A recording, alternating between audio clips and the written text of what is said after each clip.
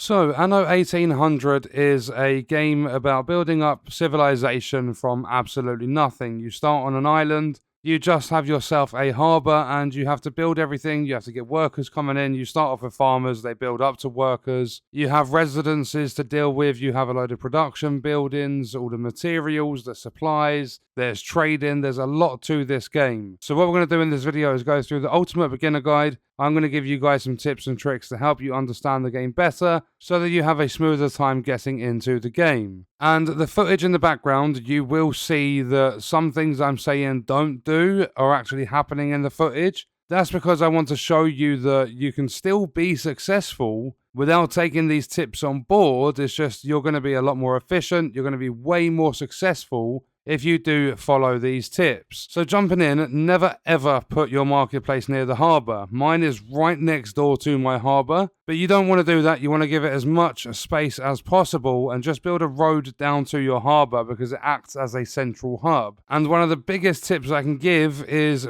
build your buildings in blueprint mode. There's a button at the bottom of the dashboard, I'm going to call it, where you've got all of your different options for your buildings and everything like that. There's a button that will say toggle blueprint mode on or off. Toggle that on and then put your buildings down, because that's going to give you a guide as to the max distance a building can cover, like its range essentially, and it's going to help you make your buildings way more efficient because it's really important in this game. So once you put a building down in blueprint mode, all you have to do is click on it and then you can build it from the bottom right of the screen. And when you're playing Anno 1800, make sure to build plenty of roads on your island so that all of your workers can get around and so that your resources can go to and from. Always leave enough room though down the side of buildings for roads to be placed. Oftentimes I put buildings far too close to each other and then I realize that I need to get a road in between them. You can just pick up buildings and relocate them. But once you start getting more and more buildings, it becomes a bit more packed on your island. That's going to become more of a struggle. So make sure to leave some gaps in between buildings. They don't always need to be right next to each other. And when you're placing some of the production buildings, make sure you leave a bit of space near them. Don't have buildings all cramped up. So not just leaving space for roads, but make sure there's space near some of the production buildings. Because as you go from farmers to workers, you're going to unlock more buildings, and some of them might use the same materials, and they will need to be within range to collect those materials so that they can continue to work. And this is all trial and error. You guys will learn as you're just sitting there playing the game. But when it comes to some of the farms, they can distribute their materials to multiple different buildings, and some of the buildings you won't unlock until a little bit later in your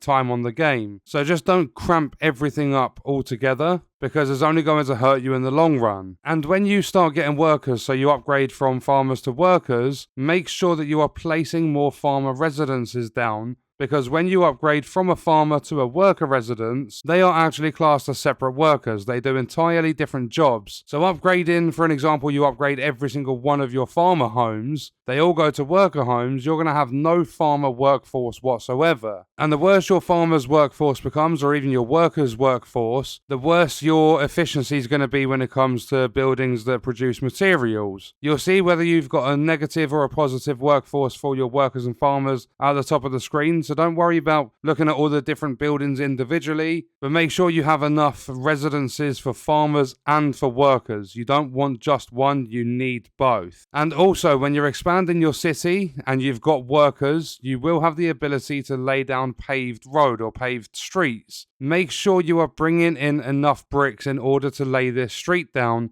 because going from your typical dirt road to your paved road is not only going to speed up transportation of your materials and stuff, but it also expands the range of productive buildings. So for an example, there's a worker's residence and it's just out of the range of one of your buildings, and that's going to actually increase your population of workers. Changing from dirt road to paved road can actually make your buildings reach. So it's really important whenever possible to upgrade all of your roads. And when it comes to the residences, if you click on them and you have a look, there'll be icons. So for an example, your farmers are going to want some working clothes. Make sure that the production buildings that are going to make those working clothes are within the range of the residents so that they get the full supply as it's going to bring in more farmers and workers to your island. So as I said, your population is going to increase. You're going to have more workers if you're fulfilling those needs of the residences. And when you've got nothing on, instead of just sitting around doing nothing, if you move around your island, you can look for bits of debris, click on them, you're going to get some free resources once they've been destroyed. And as well as the free resources, you're also going to increase the happiness of your island. And as well as debris, look around for groups of people that have a star above their head. They'll randomly pop onto your island and you'll have different people talking to you. But those groups of people that have the stars above their head, they are going to give you quests. And those quests, once you complete them, can provide boosts that you can put in some of your buildings that are going to increase the efficiency and the production of those buildings. So it's really, really helpful to take on those quests. And when it comes to your marketplace, that's going to hold all of your supplies, but also you get warehouses. You can place multiple warehouses and make sure you are placing warehouses down so the supplies can be taken to them, and always connect distant buildings to existing roads that also connect to your harbour, or the supplies are not going to be usable. It's just not going to work. So say for an example, you have a clay deposit halfway across your island. Make sure you put your mine down, then put a warehouse nearby, connect those up by a road, and then bring that road all the way back to your main village that also connects to your harbour, because then everything is linked, everything's going to work. All of your supplies will be usable from either your warehouse or your harbour. Obviously, you don't manually need to select the resources that are being used, but they will automatically all be collected together in the same place. So make sure your production buildings are within the range of at least a warehouse. And finally, whether you are playing the campaign or sandbox mode, these tips are going to help you get started in Anno 1800, or at least I hope they do. This game does become quite the management game after a little while, as more resources and new buildings become available to build. But once you do get an understanding for the game, which I'm hoping these tips helped you with, you are going to be well on your way to building successful and happy islands in Anno 1800.